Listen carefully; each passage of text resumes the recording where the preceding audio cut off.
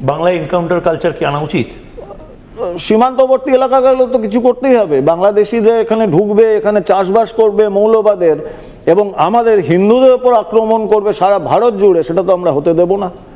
এই যে মশা, যেগুলো আমি মশা বলি, জিহাদিরা, তাদের জন্মস্থল কোথায়? এই বাংলা। এই জমা জল, পচা জল আমরা সরিয়ে দিয়েছি। এখনও পচা জল যেতে চাইছে না, সেটা যেতে বাধ্য হবেন উনি 7 তারিখের পর। কিন্তু পচা জমা জল যখন সরিয়ে দিয়েছি, এই মশার লার্ভাগুলো যাতে না জন্মায় তার জন্য আমাদের ডির্যাডিকালেশন করতে হবে। যারা তারপরেও হবে না, তাদের জন্য একটাই রাস্তা, এনকাউন্টার করতে হবে।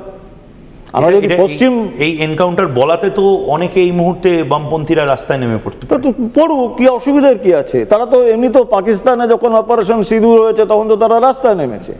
সিন্ধু জলবন্টন চুক্তি কেন বাতিল হলো তার জন্য তো সিপিএম রাস্তায় নেমেছে, আর তার জবাব পেয়েছে। 293টা আসনে তারা থাপ্পড় খেয়েছে মানুষের কাছ থেকে। এরা কথায় বলে না জনগণের পার্টি, তো জনগণের পার্টি না জিহাদিদের পার্টি, সেটা তো মানুষ দেখেছে এবং মানুষ সিদ্ধান্ত নিয়েছে। এই সিদ্ধান্ত এখনো যদি মানতে না পারেন, ওই একটি আসন রয়েছে, সেটাও থাকবে না।